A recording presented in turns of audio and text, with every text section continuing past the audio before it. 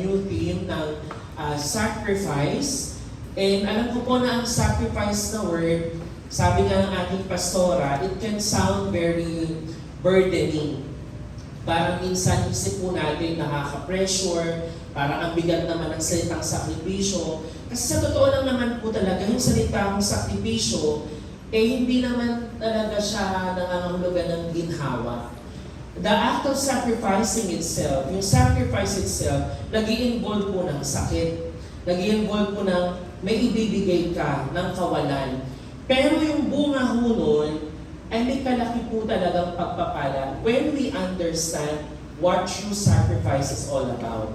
Ngayon po, allow me po to start yung aking pong sharing ngayong umaga by again telling you what sacrifice is. Yung sacrifice po kasi na word, kung babalikan mo natin, syempre pag sinanong tayo ano ang sacrifice, sasabihin natin sakripisyo, yung parang ikaw yung lugi for the sake of the other person, o di kaya nahihirapan ka. Tama po, nakapaloob po siya doon sa malaking salitang sacrifice. Pero pag tingnan mo natin yung sacrifice po, yung origin po niya, talagang yun yung gustong mensahe ibigay sa atin. Na ang sakripisyo po na salita, the word sacrifice, the first reference po ng word ng sacrifice, come from the 1200s. Ibig sabihin, matagal na panahon pa, umpisang century pa, it comes from the Latin po na sacrificium. Yung salitang sacre, meaning po na holy or banal. And facere, meaning to make. Ibig sabihin po, you're making holy offerings, holy gifts to a Lord na isang banal. Kumbaga, you are offering, it's an offering made to a God or to a deity. Yun yung tinatawag natin sakripisyo. Kaya naman hindi po nakakapagtaka na yung sakripisyo, yung sacrifices, when we look at in the Old Testament, nag-i-involve po yun ng pagbibigay. May sacrificial system po na tinatawag in the Old Testament na lahat ng sakripisyo na yun ay banal, pinagpapaging banal lahat ng sacrifices na yun because they are offering, they are sacrificing to a holy God. Kasi po yung naging issue ho ng Old Testament, kaya may mga sacrificial system, is para masolve yung problem na how can man live in the midst of a holy God. Kumbaga sa Tagalog, paano ang isang taong makasalanan, ang lipin ng Israel na makasalanan, makakapamuhay na may ugnayan sa Panginoon na isang banal na Diyos. Kaya ang Panginoon naglatag ng mga sacrificial system, we name them. Meron tinatawag po tayong mga burnt offerings, mga sin offerings, those kind of sacrificial system, para matugunan yung pangangailangan, especially yung unang mga Hudyo na may pinag-Israelita, paano silang patuloy makakapag-connecta sa Diyos na isang banal. And you know guys, yung completion ng sacrifice na to ay dumating sa lupa in a form of a human being, ang Panginoong Jesus. Na kinumpleto niya itong sacrificial system na to, na ngayon sa kasalukuyan mga kapatid, hindi mo na kailangan magdala ng mga baka, ng mga ibon, ng mga offering, mga blood offering. Hindi tayo nagsusunog dito sa loob ng church para lang ang Panginoon matuwa sa atin. Nasusundan po ba natin? Nasusundan po natin? I'm just giving an overview po of the word sacrifice.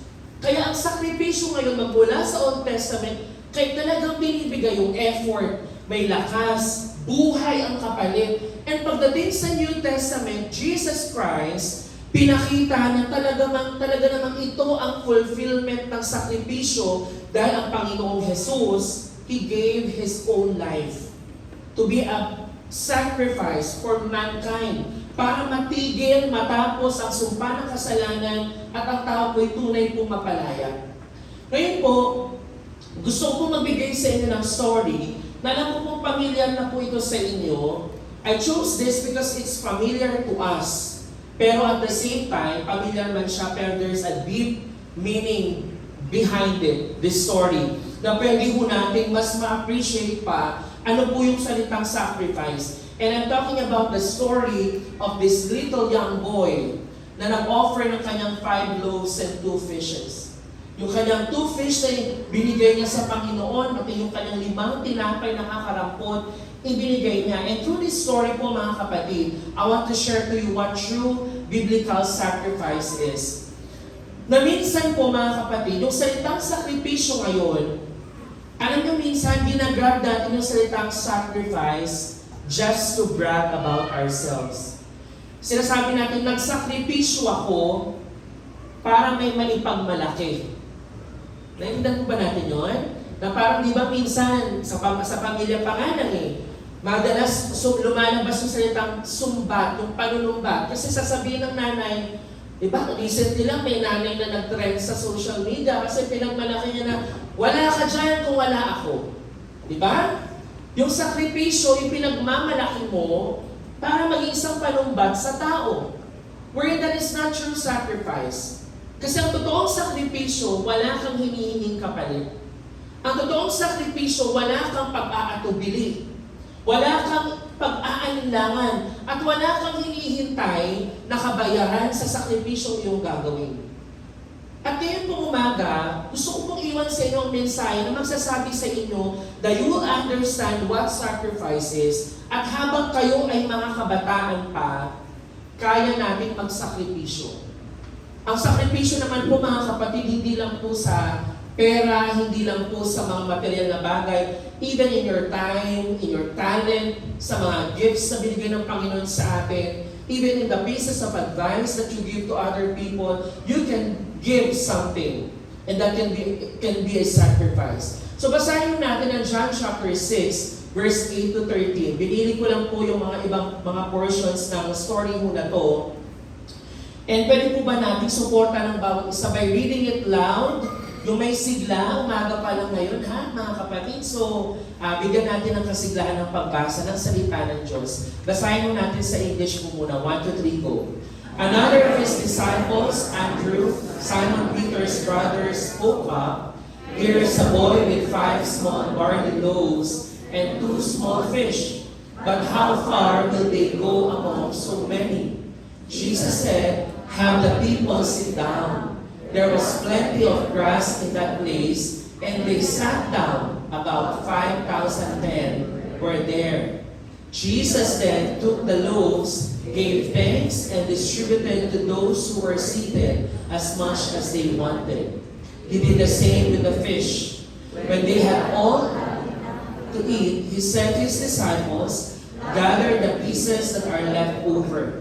Let nothing be wasted. So they gathered them and filled 12 baskets with the pieces of the 5 barley loaves left over by those who had eaten. Sa Tagalog po, basahin natin 1, 2, 3, go. Sabi natin isa sa kanyang mga tagapagpapalinis ng tubig. Meron po rito isang batang lalaki na may dalang 5 tinapay na sipada at 2 isda. Subalit sasapat kaya ang mga ito? Paupuin ninyo ang mga tao, sabi ni Jesus. Madamo sa lugar na iyon, bumukunga ang mga tao, sa kanila'y may humigit kumulang na 5,000 ang mga lalaki. Kinuha ni Jesus ang tinapay at matapos magpasalamat sa Diyos, ay pinamahagi iyon sa mga taong nakaupo. Gayon din ang ginawa niya sa mga isda, nakakain ng lahat at nabusog. Nang makakain na ang mga tao sa mga alagad, ipunin ninyo ang lumabis ng di masayang. Ganon na ang ginawa nila at nakapuno sila ng 12 kain mula sa 5 tinapay na sipada. Tayo po'y saglit pong manalangin. Our Heavenly Father, maraming salamat Panginoon sa umaga po ito. Panginoon, tunay po na nais namin kayong purihin at sambahin. And Lord, wala kaming ibang nais sa umaga ito Panginoon, kundi kayo ang malugod sa aming pong mga buhay. And Lord, yung pagparito namin dito, Lord, ay bahagi lamang, napakaliit na bahagi ng aming buhay na mas tinitingnan mo sa araw-araw po ng aming pamumuhay. Kung kaya, Lord, sa maiksing oras na ito, Panginoon, nais ko namin i-align this time to you, Lord, ng buong puso, buong kalakasan, at buong buhay namin na gustong ibigay sa iyo muli yung aming mga kaisipan, yung aming mga puso, na marami pong distraction ang aming natanggap mo the whole week, Lord. And many times, Lord, we forget you and we forget what matters most. Panginoon, sa umagang ito, nawa ang oras na ito, Panginoon, ay maging oras ng pamamahinga sa presensya mo. At pagkakaroon, Panginoon, ng tunay na kalakasan at pagtanggap ng mensahe mula sa inyo, Panginoon. Lord, give us eyes na tunay pong nakikita kayo, Panginoon. Ears, Lord, that are attentive to your words. At puso, Panginoon, na isang matabang lupa na matatamnan niya yung umaga na ito, Lord, ng iyong mga salita. At Panginoon, magamit namin ito, hindi lamang mag-brag ng knowledge na meron kami, kundi Panginoon, makitaan kami ng tunay na pagbabago through your word. Kayo po, O Diyos, ang maitaas at makita namin. Bigyan niyo po, Panginoon, ang karunungan ng iyong lingkod. Kayo po ang siyang makita at maging nasa harap namin, Panginoon. Ito po ang aming panalangin sa pangalan ni Cristo Jesus. Amen. Ngayon po, gusto kong simulan ng point number 1 para hindi tayo masyadong magtagal. Point number 1 po na gusto kong ipakita sa inyo, first of all, is yung essence po ng sakripisyo. Masasabi lang po natin, sakripisyo ang isang bagay when you give something that is worthy to you. Kapag isang bagay po ay hindi naman kapaki-pakinabang sa'yo, it's not valuable to you, hindi mo pwedeng sabihin, oh, ito sakripisyo ko sa'yo. Ang sakripisyo ay nagiging sakripisyo lang kung tayo ay nasasaktan sa ating bulsa, kung tayo ay nasasaktan sa ating comfort, yung dapat na itutulog ko na lang, ibinigay ko sa Panginoon kasi I know that He deserves. We don't give something that to the Lord that's not worthy to us. At ngayon sa storya ko natin, nakita natin the essence of the sacrifice ng isang bata na binigay niya yung kanyang best. In a way na yung kanyang resources na meron siya, nakakarampot na 5 tinapay at 2 isda, marahil yan na yung kanyang buong meron mo siya, pero ibinigay niya. Ngayon pag binasa mo natin, sabi dyan, sinabi ni Andres, na isa sa kanyang mga alagad at kapatid na si Simon Pedro, meron po rito isang bata, ano sabi mo, may isang batang lalaki na may dalang 5 tinapay na sebada at 2 isda. At ang tanong nila, subalit, sasapat kaya ang mga ito? Now, for the context lang guys, as a background lang, nandito tayo sa panahon, pag binasa niyo po ang John chapter 6, this chapter contains the miracles of Jesus. Makikita niyo yung mga sunod-sunod po na ginawa ng Panginoong Yesus na miracle, even mga ministry. Kasi nandito po siya sa portion ng buhay niya na naging famous na siya.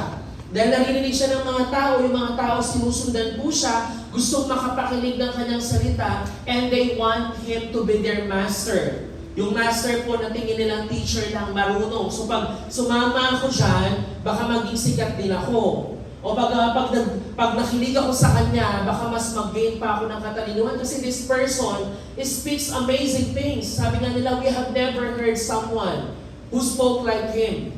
Hindi pa namin nakirinig ang isang taong nagsasalitang kagaya niya. Kaya naman yung mga tao, they were following Jesus throughout his journey at ang isip po nila, paano kaya natin ito masusundan hanggang sa dulo pa para maging stick tayo kay Jesus? And we're talking about thousands of people here, guys. Libo-libo. Actually, sabi nga, di ba, itong 5,000 na to ay mga lalaki pa lang to. Pag in-include pa natin yung mga babae, mga kababaihan at mga kabataan during that time, marahil po, they will be around 15,000 people gathered, sumusunod kay Jesus. Can you imagine that, guys? Na-imagine mo po yung libo-libong tao, siguro pag nagpunta tayo sa mga concert, hindi pa sapat yung mga audience ng isang concert hall. Now we can imagine kung gaano kadaming taong sumusunod sa Kanya. And ang nangyari nga dito, nagutom yung mga tao kasi they were journeying. Nagutom yung mga tao, normal na nagutom ang mga tao. At they were faced in a situation na talagang paano natin ito gagawin, Lord? Paano natin pakakainin itong mga tao na to? And nakita naman natin how Jesus felt compassion dito sa mga tao ito. Yung kanyang mga alagad, they were being realistic. Lord, paano mo mapapakain itong libong-libong na to? na tao. Iilan lang yung resources natin, yung pera na meron tayo, wala pa tayo noon. Yung pera din, kung meron man, hindi talaga sasapat sa libo-libo na to. Imagine nyo kayo, hindi pa kayo nag-aalmusal. Nasabihin ko, Kuya Daddy, a burger ka. Wala naman tayong sapat. Imagine you put yourself in that situation. Kasi tayo ngayong mga present reader, magiging parang ano lang yan it's another Bible story. Pero put yourself in that situation. Na lahat kayong gutom, nag-aalala kayo paano kayo kakain, pero Jesus made a miracle. And it is the story. Yung miracle of feeding the 5,000. Pero guys, ang punto natin ngayong umaga, mga kapatid, yung miracle na yan ay nangyari because of an instrument na ginamit ng Panginoong Jesus. Walang feeding of 5,000 kung walang isang lalaking bata na nagbigay ng kanyang pagkain. Nasusundan po ba natin? Anong punto natin ngayon, mga kapatid? Ano mang edad na meron ka, kaya kang gamitin ng Panginoon for a greater purpose. May kasama po ba ako ngayong umaga? Yes. Kaya gusto nating maalala, of course we remember, si Jesus, alam na natin si Jesus talagang given. He's the one who made the miracle. Siya yung nag-perform ng miracle. Pero we want to remember that boy. At gusto natin na maging boy, maging katulad ng little boy na yan. Na this was one little boy in the crowd.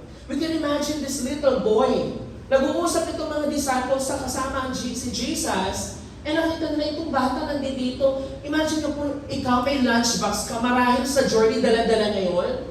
May dala-dala siyang mamon, tapos may dala siyang tuyo, pangkain nila siguro yun. Marahil kasama niya yung pamilya niya, meron pang batang naglalakbay mag-isa para makapakinggan si Jesus. Maybe we can imagine, you know guys, the book of the Bible, di ba, makapal siya sa atin. Pero imagine the whole history of Jesus plus the history of Old Testament, hindi kaya makontain ng isang aklat. Kaya sometimes when we study the Bible, we need to imagine the context of what's happening. Kaya may tinatawag tayong literary context and yung historical context. Kasi hindi mo pwedeng sa isip sabihin, story nyo yan hindi. Imagine yung present situation, ganun ang nangyayari. And imagine mo yung bata, may dala-dala siyang baon, kukunin ng mga alagad ni Andres at sasabihin, meron ditong pagkain, anong sasabihin ng batang makasarili pa? Yun yung mga bata, di ba, dyan, mga selfish, pag focus, baby, bata yun Sasabihin ng bata, huwag mong kunin yan, baon ko yan baon ko yan, kakainin namin yan di ba? Yung natural na response ng bata na hindi niya ibibigay ito. Siguro kinurot siya, okay na yung baon mo. Di ba? At least ang buraot sila. Pero hindi sinabi ng buraot sila, yung sakripisyo ng bata, he willingly gave. He gave what he had during the time. And yung kakarampot na to, guys, take note of the emphasis ng bilang. Yung 5 loaves and 2 fish. These are small numbers. Hindi, buti sana kung 5,000 loaves and 2,000 fish. Pwede tayo maghati-hati dyan. Baka pwede pang pakainin. Pero 5, it's impossible. Sa paningin natin, sa pamilya nyo pangalang, pandisa, 5 na uubos mo Kaya hindi pwede hindi kakasya ang 20 pesos na pandisan. And imagine they were journeying, mahabang panahon ng paglalakbay, pagod sila, wala akong electric fan. Wala mo silang mga comfort na things na pwede nilang dalhin para sila po ay mas mais yung kanilang mga suffering along the journey. Kaya ito sinasabi guys, for you to imagine, gaano ang katumbas nito sa batang ito.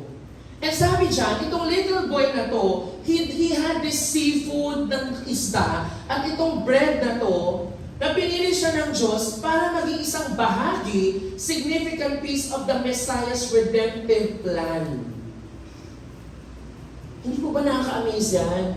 Na ikaw na nagbabasa nito, hindi ka pwedeng tumingin lang, wow, Lord, napakagaling mo, nabigyan ka ng himala. But ang challenge sa atin, mga kapatid, more than the miracle of Jesus, alam na natin talagang given yan, is for you bilang isang kabataan. Hindi mo pwedeng sabihin, I cannot sacrifice because I am still young. Hindi ako pwedeng magbigay kasi bata pa lang ako. But here in the story is a little boy. We're not sure of the age. Walang sinabi eh. Kung ilang taon. Pero sa Biblia, pag sinabi ng little boy or lad, ibig sabihin mo niyan bata hanggang sa teenage year. Baka kaidaran ng ilan sa inyo. Or marami ng mga bata sa Sunday school sa taas. So our point here, guys, we remember the boy, at the same time, as we remember him, pinapakita sa atin dito na kaya tayong gamitin ng Panginoon. Amen. Yung iba parang ayaw nilang. Kaya natin gamitin ng Panginoon, sabi nila. Ayaw nyo magpagamit? Kayo? Nandito, ayaw nyo po ba? Kahit tayo na lang dito. Alam niyo po, sabi nga dito, remember this, that we will never know which little person God will use and how. Si Jesus po, if we can imagine, He's someone na kaya naman niyang mag-miracle, di ba? Hindi ba kayo nagtataka, bakit meron pang batang involved kung kaya naman niyang, tiyaran, 5,000 tinapay. Pero bakit gumamit ng tao? At yung taong ginamit, isang musmus pa. Are you following? Hindi kasi ang punto natin dito, guys, hindi pwedeng sasabihin mong bata ka lang. Hindi mo pwedeng sasabihin, grade 7 pa lang kasi ako, pastor talagang wala akong alam ano pa lang kasi ako Na si Lord, He is a God, He works in amazing ways we cannot understand and we cannot imagine.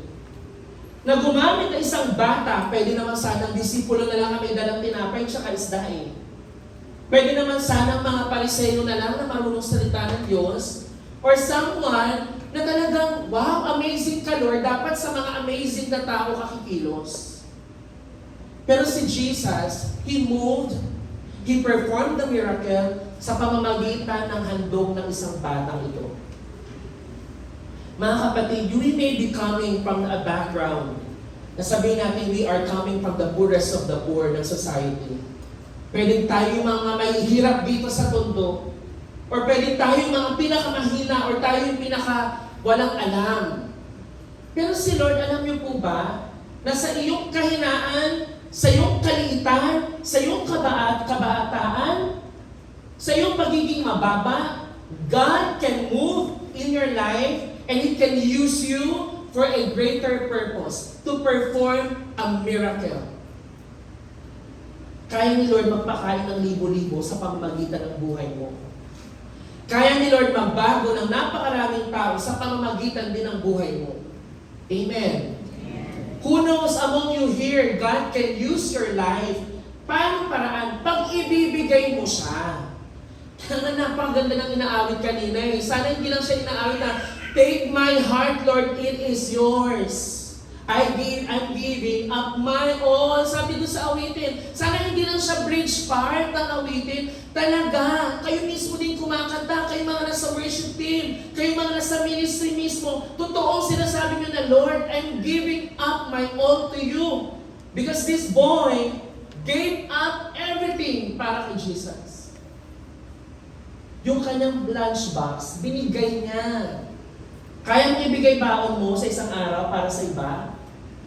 And you know na, Lord, ibibigay ko to sa iyo, pero itong baon na to, maybe it can change that person's life. Na Lord, ito walang-wala ako, pero isa-sacrifice ko to sa classmate ko, gutom siya. Isang beses nagpunta kami dyan sa may kanto ng Abad at ng Raha because we're starting a campus visitation. Kaya okay, magbibigla ko kami nandoon minsan, nag-hi kami sa inyo. At minsan may isang isang bata lumapit. Nanghihingi ng baon. Sabi ko, parang lugi kami dito Parang every time manghihingi ng baon. At ang gusto pa, 7-Eleven. 7-Eleven nyo doon, ang lakas ng benta siguro. Alam niyo po, minsan, we need to sacrifice things sa kapwa natin. And pwedeng ngayon, imagine nyo yung bata imagine nyo ho, sabi ko lagi nang i-imagine when you read the Bible, yung bata, siguro sabi niya, bakit mo kinukuha yan? Paano nga? Ano gagawin mo? Hindi niya naiintindihan There are times, pag kinuha sa'yo ni Lord kasi gusto niya i-sacrifice mo sa Kanya, hindi mo naiintindihan, Lord, bakit mo ito kukunin sa akin? Lord, mahirap man itong bitawan, Lord, pero I'm sacrificing this. Pero later you will know, Lord, yun pala ang purpose, bakit mo kinuha. Bakit ko ito ibibigay, Lord? This is the purpose kasi gusto mo ma-declare pa how good, Lord, you are at kung gaano ka-powerful, Panginoon, sa pamamagitan ng aking humble sacrifice. Nandiyan pa ho kayo? Kaya nga po sabi dyan, regardless of how young you may be, tandaan niyo po yung mga kabataan, in person, or maybe you are young in your faith, or how old, it does not matter because Jesus looks for the heart that turns to Him. Kaya alam niyo po, hindi naman po dapat maging issue kung ikaw ay bata o matanda, physically, by age. At hindi rin dapat maging issue kung siya ay bata pa sa panampalataya o talagang mature na sa faith. Ang pinakamahalaga kay Lord ay yung ikaw, ang puso mo, tumitingin ka sa Kanya and you allow Him to work in your life even if you do not understand what's the reason right now. Sa batang yun marahil, hindi niya naiintindihan bakit mo kinukuha ito sa akin, itong lunchbox na to, pero I'm willingly giving it to you. And we know what happened. The miracle happened dahil sa sakripisyo ng isang bata. Ngayon, tingnan natin yung emphasis, sasabi siya, another of his disciples, Andrew, Simon Peter's brother, spoke up, here is a boy, ang binigay nga niya ay 5 small barley loaves and 2 small fish. But how far will they go among so many? Ngayon tinanong natin yung handog ho niya, 5 tinapay, at yung tinapay yung hindi bread talk. Okay? Hindi ho Pandi Manila. Hindi rin Red Ribbon, hindi Goldilocks. Kundi sa panahon nila, yung barley ay yung pinakamura na klase ng materyales na harina na pwede nilang gawin para sa tinapay. Kumbaga, it's not the high-class flour.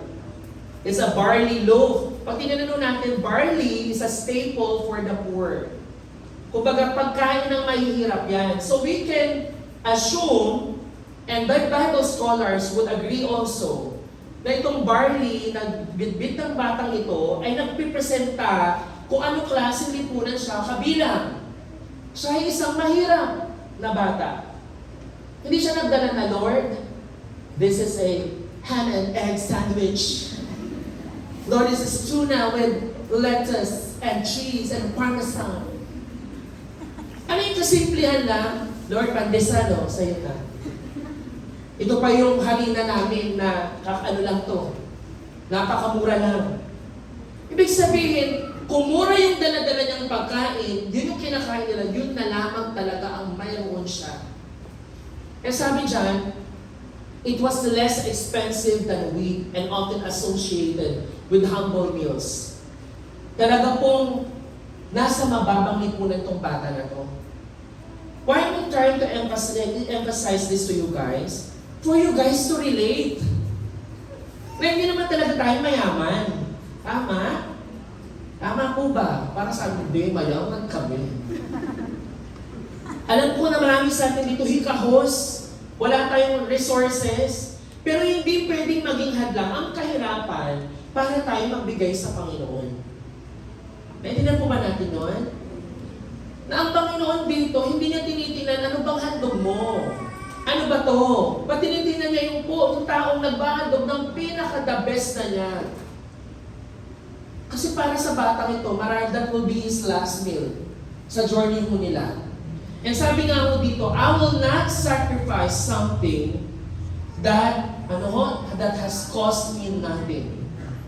At itong small boy na to, sinakripisyo niya itong bagay na worthy sa kanya. Maybe this is already, it is anything, everything na meron siya. This is all I have, Lord Jesus. Pero ito yung kanyang sinakripisyo. Kaya pag tayo po nagsakripisyo kay Lord, hindi pwede, Lord, ito na. Minsan may ganun tayong ugali. Na Lord na, nag-serve na ako Na Lord, ito po kanina nag-service ako, 2 oras yun. Hindi nga, haba-haba magsalita ng speaker, 12 kami natapos. 3 oras na yun. Naintindihan niyo po yun, hindi po tayo nagbibigay ng isang bagay na hindi mahalaga po sa atin. Hindi tayo nagbibigay sa Diyos ng mga bagay na tira-tira na lang. Kaya ina-apply nga ho natin yung you put God first. Dito ho, sa story na to, the boy put Jesus first. He put the needs of others first. At alam niyo po yung nakinabang nun, libo-libo. Bukod sa pakinabang ng libo-libong tao, ang Panginoong Jesus na ipakita niya kung sino siya sa kanyang mga alagad at sa libo-libong tao bilang isang tunay na Diyos. Kasi after they saw the miracle, anong naging proclamation nila? Tunay nga na ito ay isang propetang pinadala ng Diyos. Tunay nga na isa siyang namanghaw sila sa Panginoong Jesus. Ibig sabihin, the Lord Jesus was glorified dahil po sa handog ng batang ito. Kaya po mga kapatid, gusto ko pong bigyan sa inyo ng paalala na ang pagsasakripisyo, tulad itong point number 1 natin, it's giving our best to the Lord. Hindi basta-basta. Pag binalikan natin, especially ho in the Old Testament, in the story of Leviticus chapter 10, si Nadab and Abihu, ang sabi dyan, Aaron's sons, si Nadab and Abihu, they took their censers, yung kanilang pang-insenso, put fire in them and added incense, and they offered an authorized fire. Ibig sabihin ng unauthorized fire, sa panahon mo kasi nila, background lang, yung pagbibigay ng insenso hindi basta-basta. May tamang panahon, may tamang pamamaraan. Kaya sinabing unauthorized, hindi ito bagay na kinalugdan ng Diyos, hindi pinahintulot ng Panginoon. Ano nangyari dyan? So fire came out from the presence of the Lord. Ito yung nangyari, matindi. Consumed them. And they died before the Lord. Ano ibig sabihin mga kapatid? Kung titignan natin si Lord in the perspective of the Old Testament, kung sino siya, yung aspeto ni Lord bilang isang tunay na banal na Diyos, wala sa atin dito talagang makakastand before the Lord. Walang sakripisyong binibigay natin ang talagang, baka ngayon pa lang patay na tayo. Nag-gets niyo po ba? Na ganon ka-gracious si Lord, na yung sakripisyo natin ngayon sa Kanya, whether it's your time, your talent, your skill, or yung effort mo sa Panginoon, tinatanggap niya, hindi ka namatay ngayon. Kung titignan natin yung palatuntunan ng Panginoon sa Kanyang sacrificial system, wala sa ating papasa sa standard niya. Kaya anong punto natin? Kahit na binibigay natin yung best natin kay Lord, at the end of the day, si Lord pa rin na nagpapasya kung katanggap-tanggap ito at pleasing sa Kanya. At nakakatuwang pag-isipin na Lord ngayon, grasya mo na lamang na nakakapaghandog ako sa inyo sa pamamagitan ng Panginoong Hesukristo. Nandiyan pa ho kayo. Ngayon sabi dyan, now Abel kept flocks. Sa story of Genesis chapter 4, alam natin ito. Si Abel at si Cain yung handog ho nila. In the course of time, Cain brought some of the fruits of the soil as an offering to the Lord. Si Abel naman nagbigay din ng offering. Fat portions naman. At alam natin yung nangyari. Diba ho, si Cain, sabi dyan, he was very angry and his face was downcast. Kasi hindi tinanggap ni Lord Hindi siya tungkol guys dito. Binibigay ni dapat yung best. At yung best na yun, yung bagay na kalugod-lugod kay Lord dahil yun yung kanyang inutos. And for Abel, ang binigay niya is offering na may involvement ng buhay ng isang hayop. May involvement ng dugo. Kung napakinggan niyo yung explanation last week, na yun yung halimbawa ng handog na ipinakita halimbawa na ng Panginoong Diyos sa kanila. And that's the pattern that He wants us to follow. Kaya paghahandog, hindi basta-basta. Maging si Noah din. Si Noah po, sabi dyan, nagtayo ng altar para kay Yahweh. At kumuha siya ng isa sa bawat malinis na hayop at ibon, sinunog yun bilang handog, nagkaroon siya ng burnt offering. At ano sabi dyan, nang maamoy ni Yahweh ang mabangong samyo nito, sinabi niya sa sarili niya, hindi ko na susumpain ng lupa dahil sa gawa ng tao, bagamat alam kong masama ang kanyang isipan mula sa kanyang kabataan. Ang nangyari ho, because of the offering of Noah, para kay Lord, it was a pleasing aroma. Kaya mga kapatid, minsan, isipin muna natin na Lord, itong sinasacrifice ko ba Lord, katanggap-tanggap sa inyo? Lord, is it a pleasing aroma to you, Panginoon? At masasabi ko pong yun lamang masasabi natin sakripisyo kung ito po'y tunay pong kinalulugdan ng Panginoon. Nandiyan pa ho kayo? And story ho ni Abraham and Isaac. Abraham gave an offering, the best offering. Si Abraham binigay niya sa Isaac. Pero nakita natin din dito na naging talagang tunay na father of faith si Abraham because even itong si Isaac na kanyang pinapanalangin na napakatagal, kaya niyang ibigay. Kasi yun yung pinaka-the best mo niya. Yun yung pinaka-mainam niyang maihahandog para sa Panginoong Diyos. And ang Panginoon, He was pleased to the life of Abraham dahil sa kanyang panampalataya. He was willing to offer Isaac. Alam mo natin yung story mo na yun. So ang punto ko dito mga kapatid, as we go through these stories, na the Lord God requires a sacrifice that is the best. Yung pinakamainam. Tulad doon ng bata sa story natin ngayong umaga, that was His best offering na pwede niyang mabigay sa Panginoon. And pangalawang punto ho natin, the heart of kung yung essence ng sacrifice po ay pagbibigay ng best sa Diyos, the heart of the sacrifice naman is yung obedience over the ritual. Alam niyo po, dito na lamang po tayo sa simpleng pamamaraan. Diba, tayo mga nagmi-ministry. Alam niyo po, hindi tayo pwedeng mag-brag or magyabang kasi nagmi-ministry tayo. Alam niyo, hindi mo pwedeng sabi, kanina tumugtog po ako ha. O kanina ako nagturo ko ng bata, kahapon po nag-Saturday school ako. And sometimes, nagiging proud tayo doon kasi may mga ministry involvement tayo. Pero ang tinitingnan ni Lord, hindi yan eh.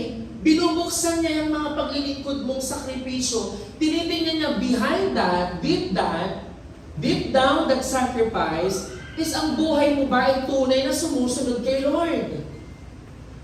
Nasusunod mo ba natin? Tunay ka ba talagang sumusunod kay Lord? Hindi mo pwede sabihin, ito po yung ginawa ko. Pero pagkatapos naman niya, pag tinignan, ay yung buhay naman niya, wala talaga siyang sinusunod.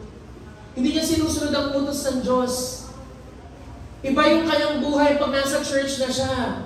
Pag nasa labas na siya, he's someone else. And ang Panginoon, pwede kang magsakripisyo, pero sabi ni Lord, the best yung sacrifice mo. Pero alam mo ba, your obedience matters more than your sacrifice. Handog ka nga ng handog. Sakripisyo ka na nga ng sakripisyo. Ang tanong, sumusunod ka ba? Kaya ministry workers, minsan huwag tayo magtatampo kung bakit. Bakit ganun? Kasi nag-serve naman ako. Pero kasi we're looking at the life of obedience. Yung buhay po na talagang sinusunod si Lord. And in the story po ngayong umaga ho na to, itong batang lalaki, sumunod lang siya na ibigay kay Lord Jesus. Yung mga alagad niya din, sumunod lang din sila sa instruction ng Panginoon. Pag binalikan ho natin yung nangyari, verse 5 and 6, sabi dyan, tumanaw si Jesus at nang makita ng dumarating na napakaraming tao, tinanong niya si Felipe, okay, ulitin ko mga ministry workers, please avoid using your phone. Meron akong 2-3 nakikita kanina pa. Awan ko kung nagno-notes ba yan? Good kung nagno-notes ha? Pero huwag naman phone ng phone. Nadidistract po ako sa nagpo-phone. Talaga. Kaya huwag mo mag-phone, lalo na kung kayo nasa ministeryo. Yun yung sinasabi ko. Nagsasakripisyo, pero ayaw sumunod. Kanina nagsundo ako eh. Okay na yun, Lord. I-credit mo na yun. Sacrifice ko yun. Pero yung simpleng, Lord, makikinig muna ako. Ilang beses na yung sinasabi. Diba? Yun yung tinatawag na, sundin mo yun. Sundin mo yun. Kasi yung titignan ni Lord, yung pagsunod mo. More than the sacrifice. Kaya sabi niya mo dyan, sabi ni Phil, saan kaya tayo makakabili ng tinapay upang makakain ang mga tao ito? Lord, wala namang 7-Eleven dito, Lord. Yung syudad, napakalayo pa sa kinaroroonan natin. It will take si Philip kasi taga dun sa area na yun eh. Si Philip po, he was just being realistic sa nangyari. Actually, there's nothing bad. Pero ang problema, si Philip, little knowledge of Jesus. Na yung kasama niya, ay Diyos na kayang gumawa ng himala. Sabi niya dyan, sinabi niya yun upang subukin si Felipe sapagkat alam na niya ang kanyang gagawin. Sinusubok niya si Felipe, Philip, saan tayo bibili kaya? Pwede pa bumili kayo? Pero si Philip, of course, Lord, paano? Wala namang tindahan dito. Ang layo ng SM, ang layo pa ng ano dito, bakery. Wala, in reality, wala silang nakikita. Pero anong nangyari? Sumagot naman si Felipe. Anong sabi niya? Kahit na po halagang 200 salaping pilak ng tinapay, hindi sasapat. So sa Philip, he was faced in this reality na unang-una, ang daming tao. Malayo pa yung bilihan ng tinapay, ng pagkain. Pangalawa, magkakaroon man tayo ng pera, pero sabi niya, kahit itong sweldo natin ng kalahating taon, hindi sasapat dito, Lord. Kahit pakainin mo sila, kahit bumili tayo, baka masiro tayo yung pera natin. Wala, hindi sasapat. Pero ano mo maganda ho dito? Pag tinignan mo natin yung salitaan ng Panginoong Jesus in verse 10, anong sabi niya dyan? Paupuin ninyo ang mga tao. Alam mo si Jesus, napakalibo-libong tao, di po ba? Pero hindi siya nagpanik. Pinaupo niya yung mga tao, sabi ni Jesus. Through these words ni Jesus, makikita natin na ahead of time, planado na niya ang lahat. Alam na niya yung protocol na gagawin. Umupo muna kayong lahat. Kaya nga, di ba nagtataka dito sa church din natin, pag may bigayan, kailangan nakaupo. Kasi yun yung magandang sistema, maupo kayo, magulo kayo pag nakatayo kayo eh. Pag pinaupo niya, at sabi niya, madamo sa lugar na yun. Binigyan ng details. You know guys, when I was studying this, I was reminded of Psalm 23. Alam niyo yung sabi na, Lord, you prepare a table before me. Pinifeed mo ko, Lord, sa ganitong klaseng damuhan. Nung pinapakita ni Jesus dito, yung kanyang pastoral care, bilang isang shepherd, isang pastol dito sa mga taong gutom, na pinapaupo niya, at gusto niyang pakainin because naaawa siya sa mga tao na to. May puso siya sa kanilang kagutuman. Ano sabi dyan? Umupo nga ang mga tao, sa kanila ay may humugit kumulang na 5,000 mga lalaki. And you know what happened? Pinaupo. Sumunod ngayon yung mga disciples. Ang sabi dyan si Jesus ngayon po ay nanalangin, He gave thanks to the Father. At kasama ang mga alagad, they distributed the bread according to Matthew and Luke. Sa pagsunod ng mga alagad, kung sila din po ay hindi nag-alilangan din, pwede sabihin ni Philip yan, ng mga alagad, Lord, ano bang ginagawa mo? Paano natin ito? Maging totoo ka, Lord. Paano natin mapapakain yan? Kaya nga suggestion nila, uwi na lang sila. Diba? Easiest way yun eh. Pero ang Panginoon nila-emphasize sa atin, obedience is better than our sacrifices. Kaya mga kapatid, I want to give also an emphasis, especially sa mga naglilingkod sa ministeryo, na manatili tayo mapagpakumbaba, wala tayong dapat ipagmalaki. Yung pagiging involved natin sa ministry, opportunity yan. Opportunity yan. Hindi isang bagay na pwede mong ipagmalaki. Kasi lahat ng yan, titingnan mo natin, hindi naman tayo unang-una sa lahat, hindi tayo karapat-dapat maglingkod sa isang Diyos. Kung kilala natin ang Panginoon kung sino siya, hindi tayo worthy. Pero opportunity na lang and great privilege na tayo na ang paglingkod kay Lord. At ang nire-require lang niya, sumunod tayo sa Kanya. He wants us to obey. Na mas mahalaga ho kaysa sa anumang bagay.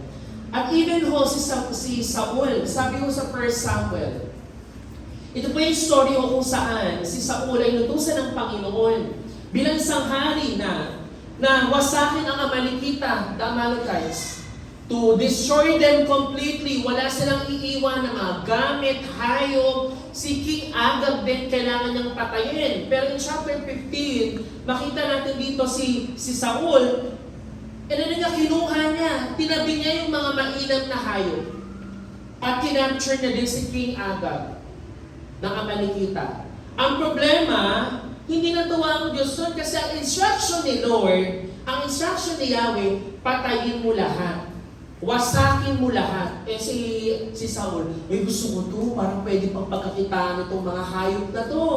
Tinago niya, tinabi niya yung mga mag-inam. Yung hindi mapapakinabangan, yun yung kanilang pinatay, binasa.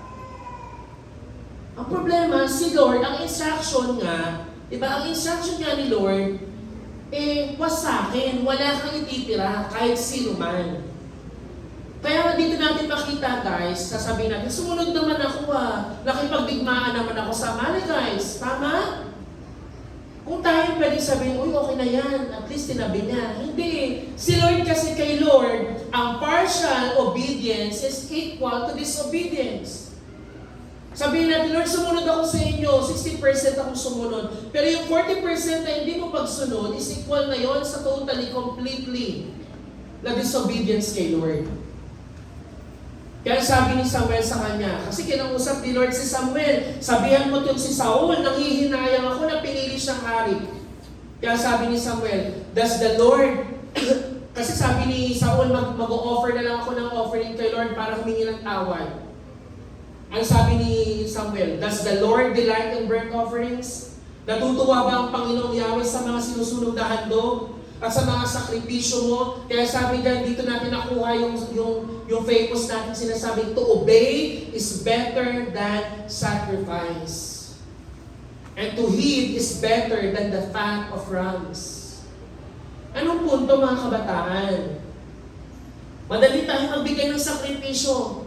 Pwede tayong magpanggap. Ano yung sakripisyo? Kasi pwedeng maging pagpapanggap eh. But at the end of the day, the Lord looks at our obedience to Him. Kung talaga bang sumusunod tayo sa Kanya. Nasa ministeryo ka nga, pero after that, iba naman ang buhay mo, hindi ka talaga sumusunod. Hindi ka talaga nagpapasubmit. We need to know how to obey. And mga kabataan, mga kapatid, pag sinabi natin obedience, hindi mo pwedeng sabi, sumusunod naman ako kay Lord eh. Pero sa leader mo, hindi ka naman sumusunod.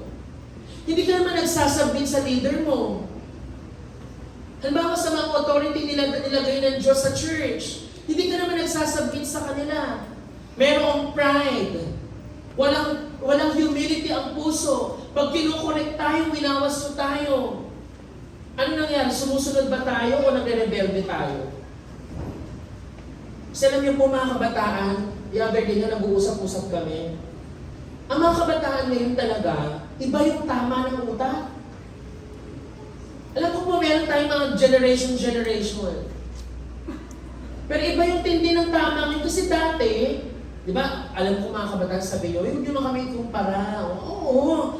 Pero we're trying to put a reference, ano ba yung kaganapan dati? Para ikaw ngayon, tama ba yung attitude ko ngayon?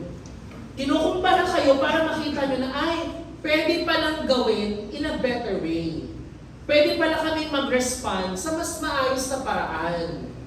Dati kasi pag kinukorek yung kabataan, ano pa umiiyak talaga umiiyak, humingi ng sorry, mahihiya pa talaga. Alam mo, susuyuin ka pa. Ngayon, pag yung mga tao, yung kabataan, kinukorek mo, sila pa yung galit. Sila pa yung magtatampo, sila pa yung hindi mamamansin. Sila pa yung maninira. Sila pa yung magpaparinig. Where in fact, sino bang nagkamali? Sino bang hindi sumunod? Kami ba ang hindi sumunod? O kayo ang hindi sumunod? Or gusto natin ipagpatuloy yung ating disobedience? Kasi Lord, may sinasakripisyo naman ako. Lord, nasa ministry ako, pero bakit ganito? Kaya mga kabataan, huwag tayong magmayabang because we're doing something. Ang tinitingnan ni Lord yung ating pagsunod sa Kanya. Yung Kanya na yan, it can also mean the people of authority na binigay ni Lord sa inyo sa iglesia. Naniniwala ako there's a divine appointment of the Lord. Kung tayo po ay nasa isang church, meron tayong authority tinatawag. And God designed authorities in churches. Of course, you obey kung ito'y bagay na ikabubuti mo. At sa aking pagsusuma sa lahat ng mga payo, pagkukorek sa atin, walang pagpapayong pagkukorek na para sa aming ikabubuti lang. Kundi pawang para sa inyong ikabubuti, para sa inyong pagtitino, at para sa inyong paglago pa sa spiritual at relasyon sa Panginoon. Tandaan mo natin, to obey is better than our sacrifices. Hindi mo hihigitan niya ng anumang handog. Kundi yung pagsunod natin ay tinitingnan ng Panginoon. Kaya sabi dyan, God desires a heart that seeks to follow Him above all else. Obedience is better than sacrifice because it shows our willingness to submit to God's will. Ngayon sabi dyan, sacrifices can be empty if they are not backed by a heart of obedience. Ngayon, siniksipin natin yung ating mga sarili. Lord, am I serving? Am I sacrificing? Because I have a heart of obedience to you, Lord. Na Lord, nagsiserve ako ngayon, hindi dahil inutusan ako ni Kuya Joseph o ni ganitong tao, but because, Lord, this is my obedience to you. Lord, naparito ako sa church na ito ngayong umaga, hindi dahil para ma-check yung attendance ko, o di kaya ay pinilit ako ng kumatok sa akin kaninang umaga, but because I obey, that I need to remember the Lord's Day and keep it holy. Nauunahin kita, Lord, sa linggo. Naintindihan po natin, mga kapatid. Susundin muna natin ang Panginoon before there's an overflowing of sacrifice. Kasi guys, yung sakripisyo talaga at serving, later in my point number 3, doon saan nagagaling yun? It's the overflow of a heart that's obedient to the Lord. In short, dahil mahal na mahal mo ang Panginoon, nagiging kusa ang sakripisyo. Hindi siya nagiging sapilitan. Kaya nga hindi takutan ng sakripisyo. Hindi siya sapilitan, hindi siya pangtintay. O sige, hindi ka mag-ano, tagal ka na sa ganitong ministry. Hindi. Tutugtog ako, kakanta ako, magsusundo ako, magtuturo ako. Kasi love kita, Lord. Kaya itong sakripisyong ginagawa ko, it's out of my heart na tunay na nag-obey sa iyo, Lord. Bilang aking Diyos. Nandiyan po kayo? Kaya tandaan natin even the story of Jonah in the Bible, di ba? Alam na mo natin yan. Jonah was commanded by the Lord to go to Nineveh. Pero Jonah hated it. Yan nangyari, umalis si Jonah doon, nagpunta ng Tarshish. And si Lord taught him the value of obedience. Sa pamagitan ng nagpadala ng bagyo, niluwad siya na nagpunta na tinapos na dagat, kinain siya ng malaking isda. And there he repented to the Lord. And then pagkaluwa ng isda sa kanya, then there he followed. He obeyed the Lord. You know guys, ngayon pa lang habang bata kayo, matuto kayong sumunod. Kasi alam niyo po ang generation ngayon, nasanay na hindi pinapalo.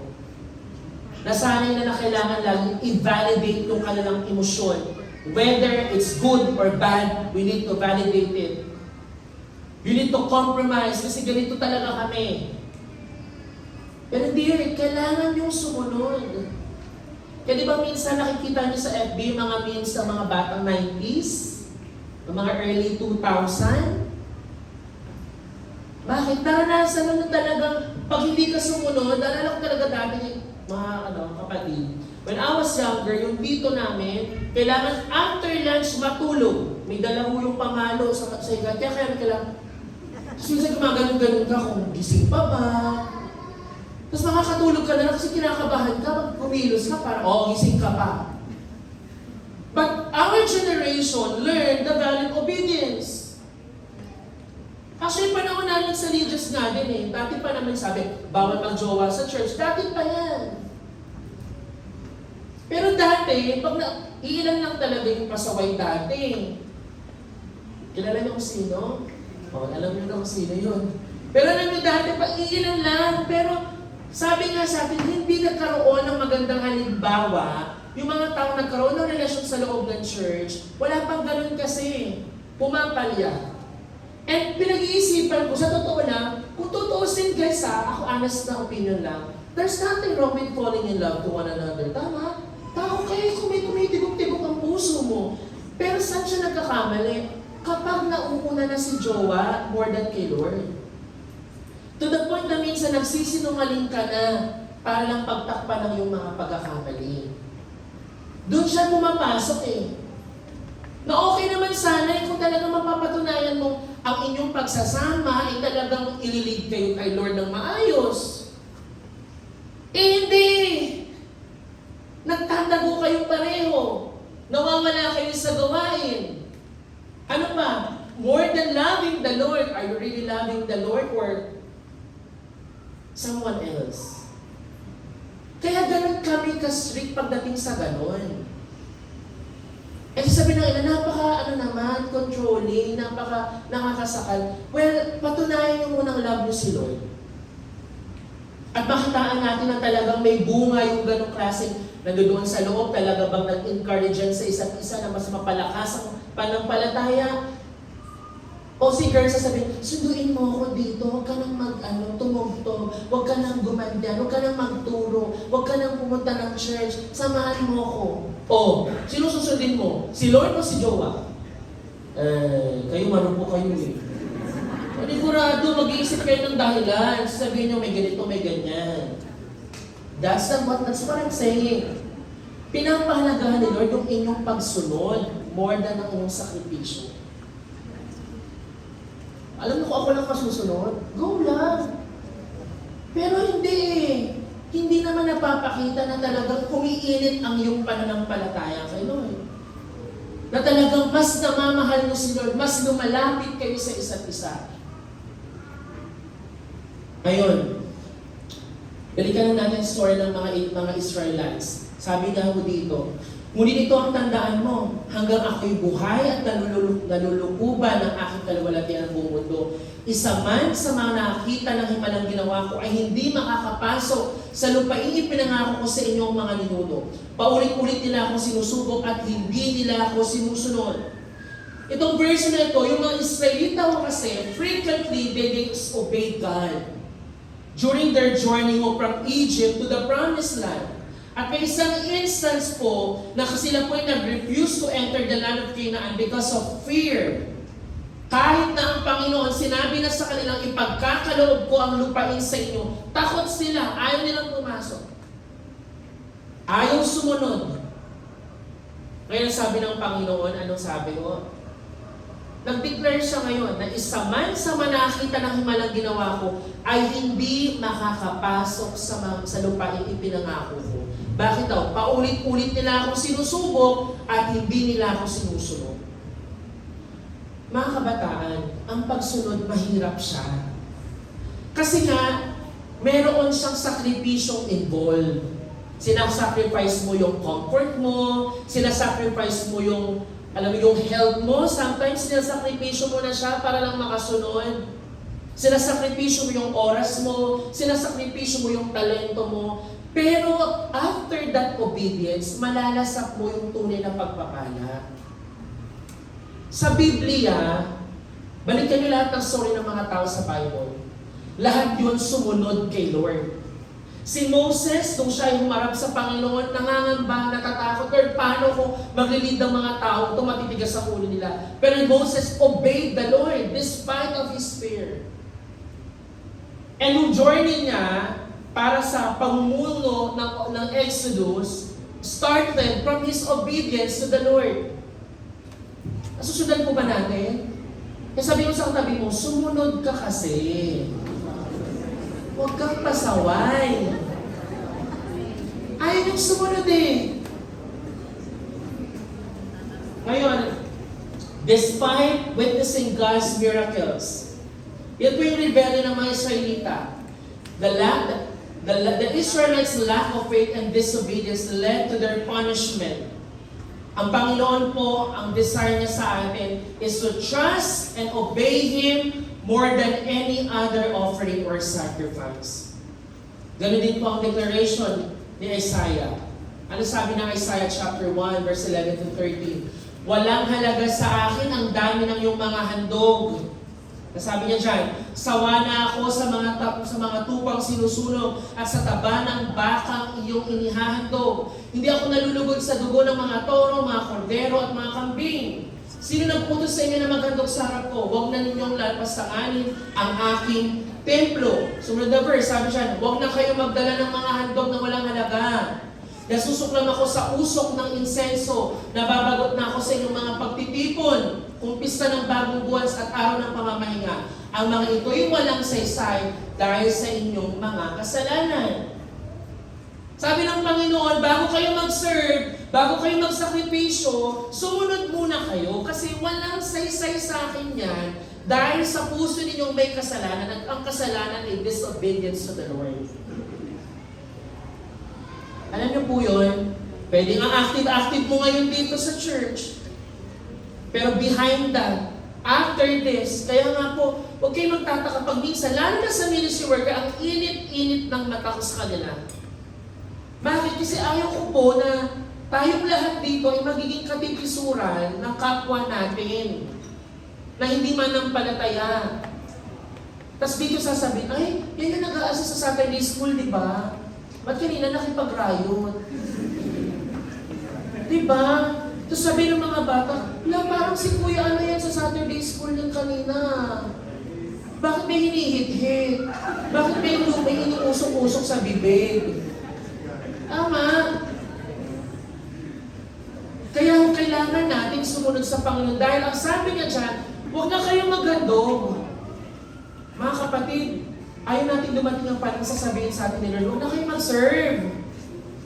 Huwag na kayo mag-ministry. Hindi kayo sumusunod. Tingin nyo natutuwa ako dahil nag-99 kayo. Tingin nyo natutuwa ako dahil nag-worship din kayo, nagsa-Sunday service kayo. Dahil kayo nagsa-Sunday school kayo. Tingin nyo natutuwa ako doon. Hindi, sabi ni Lord. Hindi kayo sumusunod sa akin. Kaya remember this, obedience is better than our sacrifices. Pwede mong ibigay lahat. Sabi mo ng the best, sabi kasi ng essence of the sacrifice is for you to give your best. Pero ang sabi mo dyan, the heart of our sacrifice is obedience sa Panginoon, yung pagsunod sa Kanya. Last verse for point number 2. Sabi dyan, for I desire mercy, not sacrifice, and acknowledgement of God rather than burnt offerings. I-acknowledge mo muna si Lord sa life natin bago ang anumang handog na ating inihahandog sa Kanya. Gawin mo muna siyang tunay na Panginoon ng buhay mo. And for our last point for this morning, the fulfillment of sacrifice, yung katuparan ng lahat ng ating sakripisyo at paghahandog, it is a living sacrifice. Ngayon, ang sabi mo sa sumunod na verse, kinuha ni Jesus ang tinapay at matapos magpasalamat sa Diyos, ay ipinamahagi yun sa mga taong nakaupo. Gayon din ang ginawa niya sa mga isda. Ano pong nangyari? Nakakain ang lahat at nandiyan pa mo kayo. At nabusog. Guys, yung salitang nabusog dito, ayon sa original na salin, yung busog mo niya, yung talagang nabusog ka, alam niyo pag nag-subji kayo, yung feeling na parang ma-impatcho ka na sa kabusugan, yung talagang filled sila. Ibig sabihin, hindi isang piraso na isda o isang pirasong tinapay, nagpiesta sila. Talagang nagmukbang siguro lahat sa sobrang dami ng pagkain nila. Alam sabi dyan, nang makakain ng mga tao, sinabi ni Jesus sa mga alagad, ipunin ninyo ang lumabis ng di masayang. Ganun nga ang ginawa nila. At nakapulo pa sila ng 12 kain, 12 basket, mula sa 5 tinapay na sibada. Ganon kumilos ang Panginoon. And you know guys, sabi niya po dyan, yung tinapay na ibinigay, hindi aksidenteng tinapay yung pinakain. Because the bread in the Bible symbolizes a deeper meaning. Ang tinapay sa Biblia ay kumakatawan sa katawan ng Panginoong Jesus. You know, prior to these verses, the Lord Jesus already declared Himself, I am the bread of life. Na siya ang tinapay ng buhay, at ang sino mang kumain sa akin, hindi na magugutom. At ito pong nangyaring ito, ng himala ng pagpapakain ng tinapay, ay pagpapakita ng po sa atin na ang Panginoong Jesus, siya ang tinapay ng buhay, siya ay higit, sapat at higit pa para sa atin. Na sa Kanya ho, hindi ka na muling magugutom pa, kundi silang lahat ay nabusog. Andiyan po kayo? Hindi ang anumang tinapay, kundi ang Panginoong Jesus lamang. Kaya sabi dyan, Jesus' use of barley loaves. Again, kanina sabi ko yung barley loaf, yung loaves na yan yung pinakamababang uri ng tinapay ng panahon nila. Kaya sabi dyan, the use of barley loaves in feeding the multitude ties into His declaration na siya ang bread of life. Na Jesus Himself, hindi naman po siya galing sa mayaman din na pamilya. Na wala naman po siyang naipagmalaking ari-arian. Kundi ibinigay niya yung kanyang buhay bilang isang sakripisyo, buhay na handog. You see the connection between the Old Testament sacrifice and Jesus mismo, na naging fulfillment ng lahat ng sakripisyo ay ang walang iba kundi yung isang buhay na handog.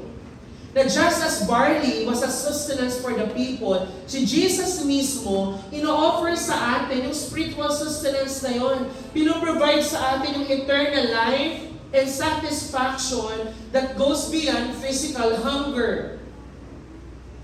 Mga kabataan, more than the material things in this world na inyong pinaghahandaan at pinagsisikapan, are we hungry for this bread of life?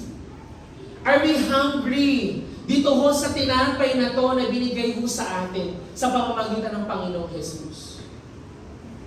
Ikaw ngayon, sa pagsisimula ng panibagong pasukan, nakaka 2 weeks na kayo, bakit ka nag-aaral? Tanong mo nga yung sarili mo, bakit ka nag-aaral? Isipin mo mabuti. Ikaw na nagtatrabaho ngayon, bakit ka nagtatrabaho? Pagod ka na nga magtrabaho eh. Stress ka na naman sa work. Nag-iisip ka na namang lumipat. Stress ka na sa workmates mo. Stress ka sa boss mo. Bakit? Baka naman kasi tayo nagpo-focus na sobra sa physical hunger.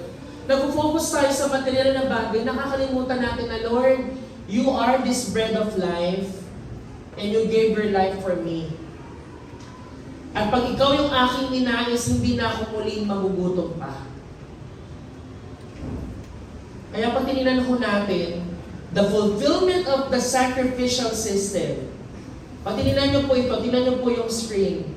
Alam niyo po, napakagandang kaya mga kabataan, pag-aralan niyo yung Bible ninyo. Ang dami ng resources sa internet. Kung kayo pala cellphone, go to your cellphone, go to source, to mga sites like Bible Project. Alam niyo yun?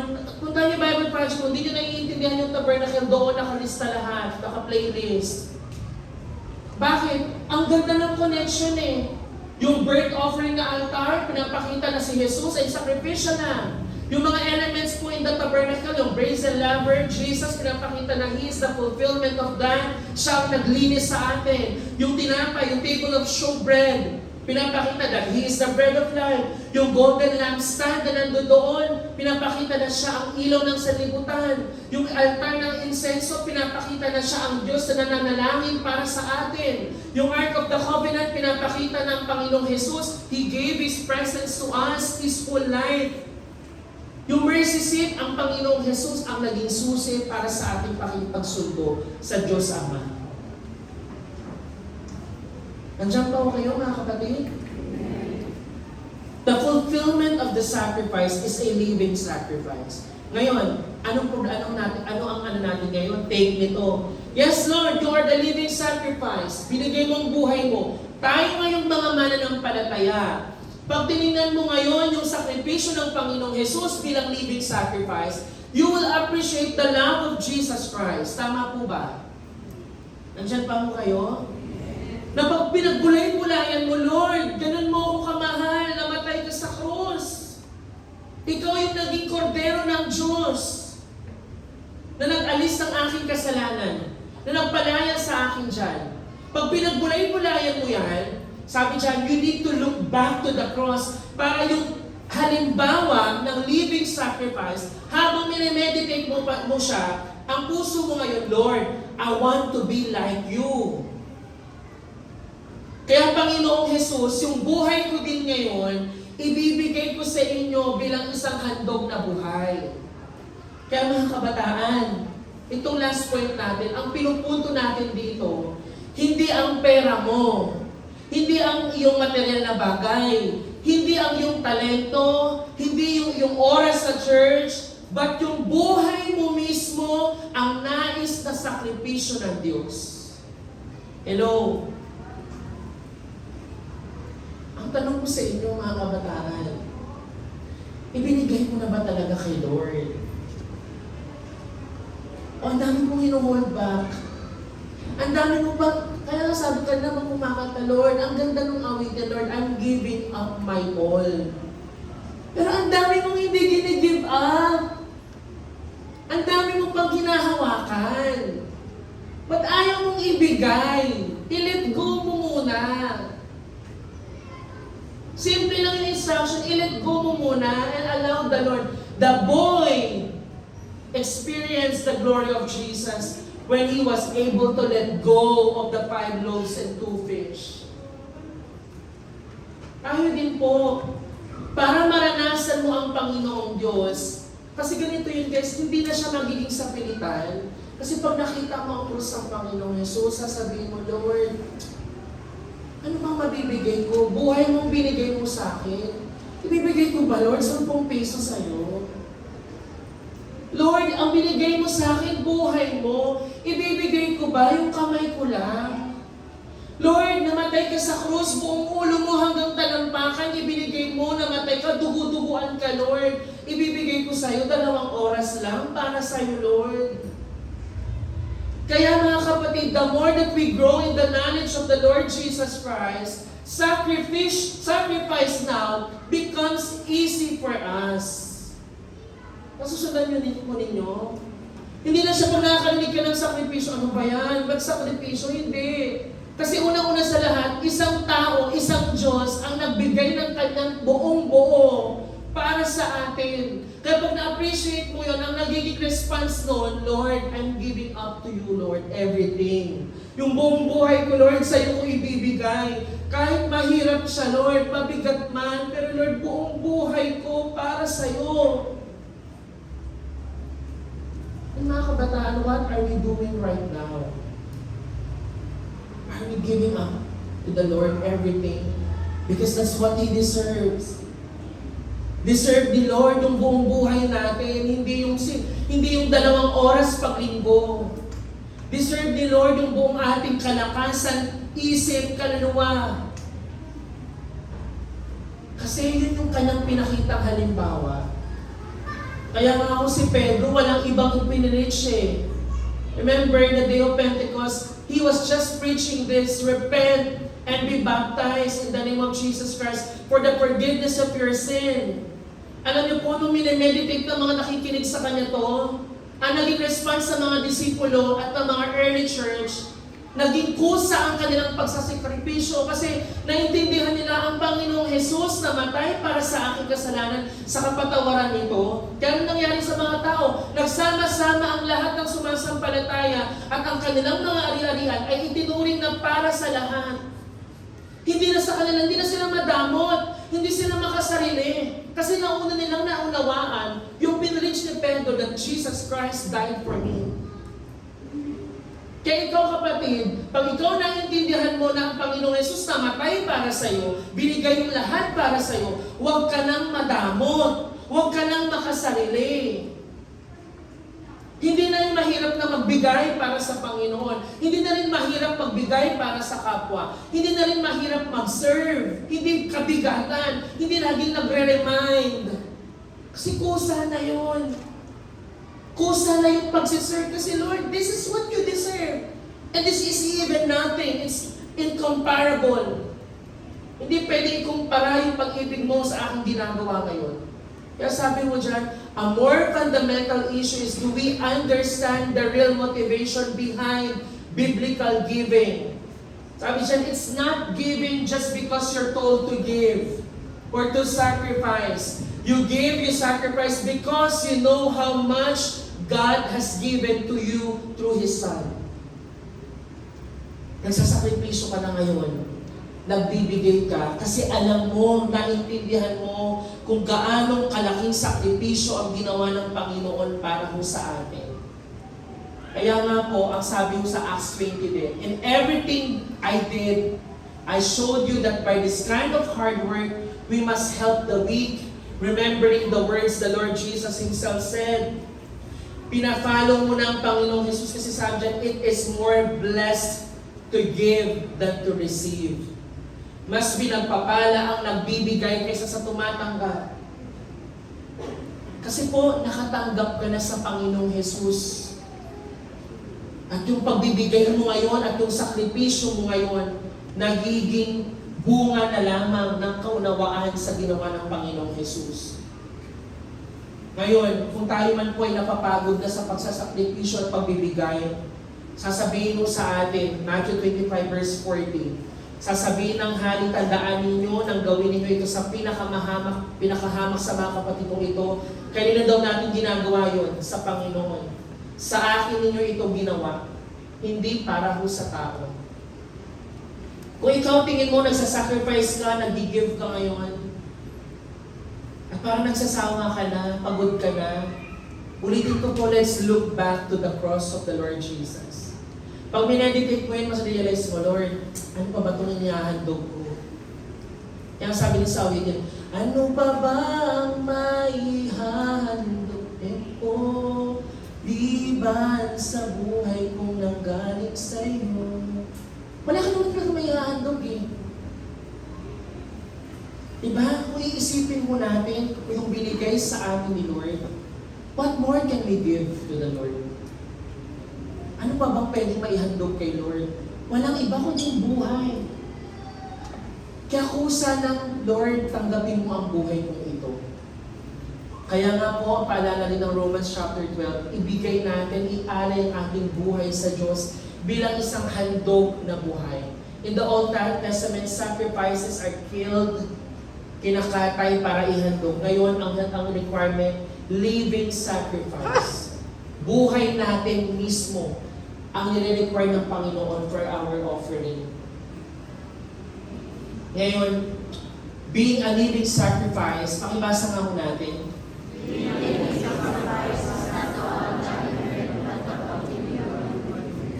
It means surrendering our will to God daily, allowing Him to transform us and use us for His purposes. Kaya mga kapatid, continual commitment po siya. Hindi isang one-time event lang. Kundi yung buhay natin, araw-araw pinipili natin ang Panginoong Jesus. Pinipili natin isakripisyo yung mga bagay dahil alam natin ito ang ikalulugod ng Panginoon. Eh sa ating malapit po na pagtatapos, sabi dyan, nothing that man can present to God by way of sacrifice can ever purchase the blessing of forgiveness. Nagsiserve ka ba ngayon? May ginagawa ka, nagwalis ka kanina, nagsundo ka sa mga bata, tumugtog ka, umawit ka, o ako ngayon, nagtuturo ko ngayon. Hindi ko ito pwedeng may pagmalaki kay Lord eh. The Lord, sakripisyo ko to. Sa totoo lang, sa bibig ng Kristiyano, hindi pwedeng lumabas sa salitang nagsakripisyo ako. Kung hindi natin kayang ibigay yung buhay. Kasi yung tunay na sakripisyo, buhay ang ibinigay. Kaya tayo din mga kapatid, dahil sa buhay ng Panginoong Jesus sa atin, nakatanggap tayo ng tunay na kapatawaran, the blessing of forgiveness. And tayo din po, kung tayo nakakaunawa nun, God requires us to really give our whole life to Him, mga kabataan. And for our conclusion, let's remember that true biblical sacrifice is not about external acts or yung ritual ng pagbibigay. It's about the condition of our heart, the quality of what we offer, and the way we live our lives daily. Kaya po natin tumayo. And as we end this morning, before we offer our offerings to the Lord, pwede ba natin awitin yun kung mayroon lamang ako? Ano title nito? Kalakip ng awitin. Awitin mo natin ito, awitin mo na ito, at gawin mo nating panalangin.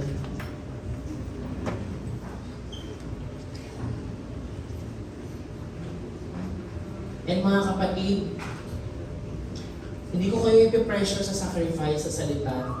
Yung maghandog kayo, mag-sacrifice kayo ng bagay, ng tithes ninyo, or ng ano pa ba, skills ninyo, mag-ministry kayo. That's not what I want to emphasize. Gusto kong balikan natin lahat ang Panginoong Jesus. Sabi nga dun sa last points natin, let's look back to the cross. Kasi pag binalikan natin yon, unawain natin yon, i-meditate natin yon, sacrifice now becomes a blessing.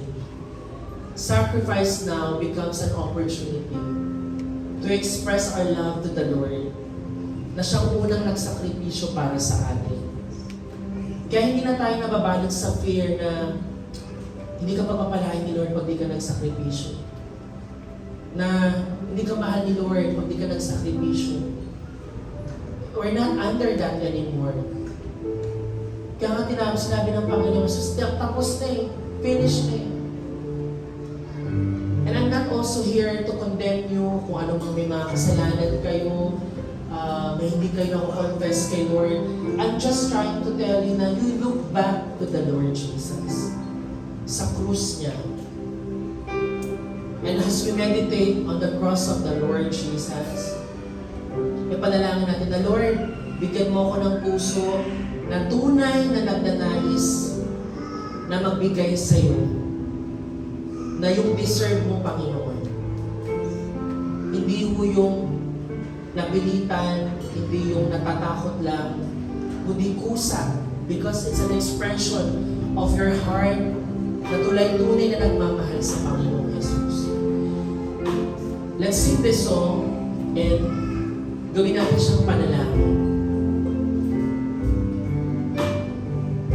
Kung mayroon lamang akong sa libong buhay, hindi pagkakain, lahat sa'yo'y ibibigay.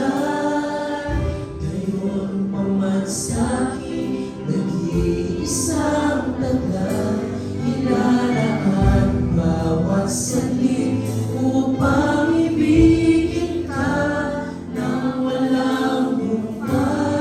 Kung mayroon lamang akong sa libong buhay, kung mayroon lamang akong sa libong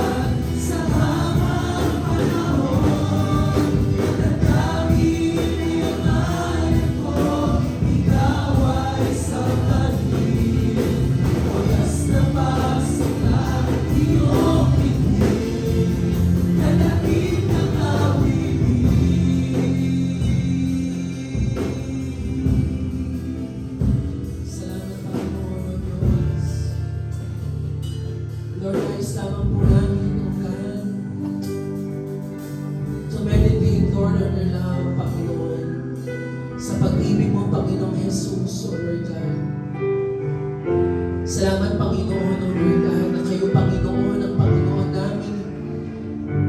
Namatay para sa aming mga kasalanan. The greatest sacrifice, Lord, na naranasan po namin, pinakita mo sa amin. At tunay, Lord, na nagpabago ng aming buhay. Lord, patuloy mo lamang kaming paalalahanan of your love to us, Lord God. Nang sa gayon, Panginoon, sa aming mga paglilingkod, sa aming mga sakripisyo, kayo ang patuloy, Lord God, na laman ng aming puso. At ito hindi dahil kami napipilitan o napupuno lang ng takot, kundi kusa ang paglilingkod ng sakripisyo namin because we love you, Lord Jesus. Panginoon, patuloy kayong mangusap sa puso ng bawat isa. Kayo ang Panginoon na magre-reflect sa puso ng bawat isa ngayon, Lord God. Ano man po yung napakinggan nila ngayong umaga, nawa ang tinig mo lamang ang kanilang mapakinggan. At mensahe mo lamang, Panginoon, ang patuloy po nila na matanggap. Maraming salamat po, Panginoon. In Jesus' name, Amen.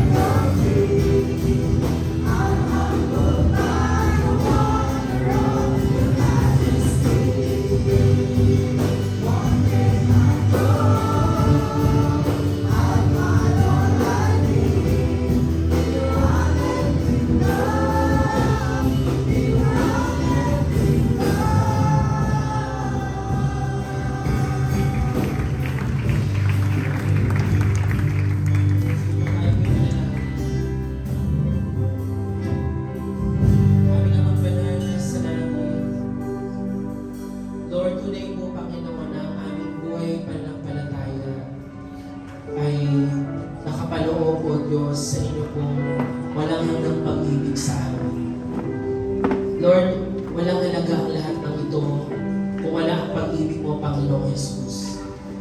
But even our sacrifices, Lord, ay walang saysay kung hindi ito nag-uugat sa pag-ibig mo, Panginoon. Lord, we want to look back sa pag-ibig mo, Panginoon. Ang pag-ibig mo, O Lord God, na una mong pinaranas sa amin, Panginoon, sa pamamagitan ng pagbibigay mo ng iyong buong buhay. And Lord, as we study the whole month, Lord, ng tema ng sakripisyo, we pray, Lord God, na ang sakripisyo ay hindi na maging isang mabigat na bagay sa amin. Hindi isang bagay na nakaka-pressure. Hindi isang bagay na pinipilit ng ibang tao sa amin. Kundi, Panginoon, isang kapahayagan ng aming pag-ibig sa inyo. Lord, we pray that as we sacrifice, Lord, naiisip din namin, Panginoon, kung gaano kadakila ang sakripisyo mo. At nais namin, Panginoon, na ibigay namin yung aming best para sa inyo, Lord, dahil best din po ang ibinigay mo sa amin. But Lord, as we also sacrifice, Panginoon, huwag nawa namin makalimutan ang pinakamahalaga sa inyong harapan ay hindi naman talaga ang sakripisyo, kundi ang buhay na sumusunod sa inyo. Maraming beses man, Panginoon, na hindi kami nakakasunod dahil sa aming kahinaan, dahil sa aming mga kapukan. At Lord, kami ay nagtitiwala na kayo ang Diyos ng kapangyarihan. Ang Diyos na kaya po kami iligtas sa anumang uri ng tukso, anumang klaseng kasalanan, Panginoon. Tulungan mo kami magtiwala lamang sa inyo. For we hold on, Lord God, to your word that in our weakness you are strong. That your strength is being made perfect in our weakness. And Lord, salamat dahil sa mga stories mo sa Biblia, Panginoon, especially sa pinag-aralan namin ngayong umaga, na kaya mong gamitin kahit ang bata, ang mahirap, ang walang-wala, Panginoon, upang gumawa kayo ng dakilang bagay for you to perform miracles, Lord God. At panalangin din po namin, Panginoon, sa abang buhay na meron kami. Nandito man kami sa lugar na masasabing pinakamahirap, pinakamababa. Ngunit naniniwala kami na kung kayo ang aming papapasukin sa aming puso, kung ibibigay namin yung aming sarili sa inyo, kaya nyo rin pong kumilos, Panginoon, in a great and mighty way, aming Ama. Hindi sa pamamagitan ng kung anong meron kami, but Lord, sa pamamagitan ng iyong kalakasan, sa pamamagitan, Panginoon, ng kapangyarihan mo, Panginoon Jesus. Lord, we want to experience miracles. We want to experience, Lord, yung pagkilos mo. At mararanasan lamang namin ito, Lord, kung kami ay magbibigay sa inyo.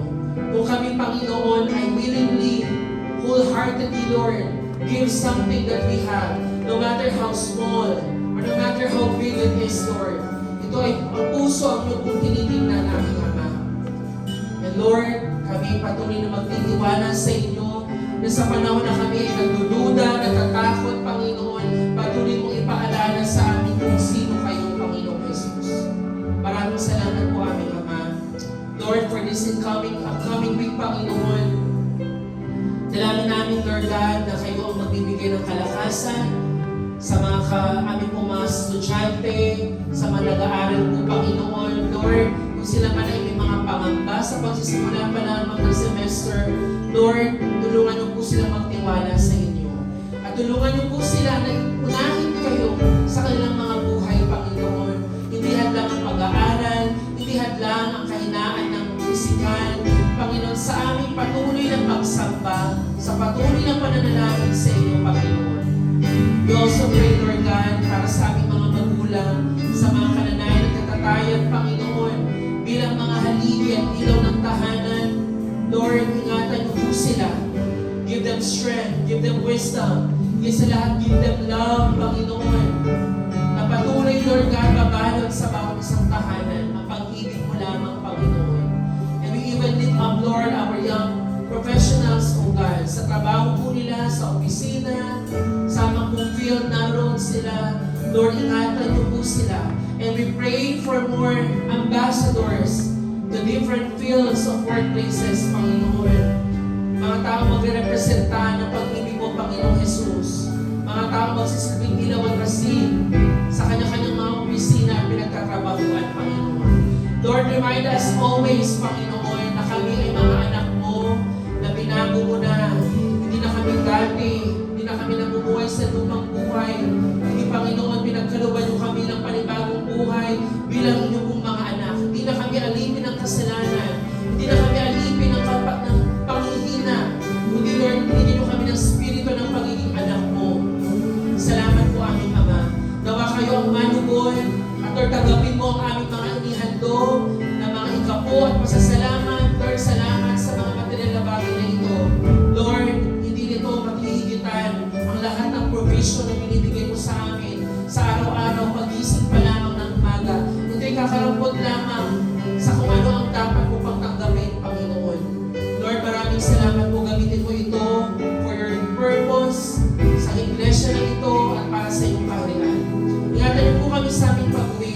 Kayo po magiging po sa amin. Sa iyong lahat ng papuri, pagsamba at pasasalamat sa tanging pangalan ni Cristo Jesus. Amen. Bago tayo po, I just want to give an announcement po.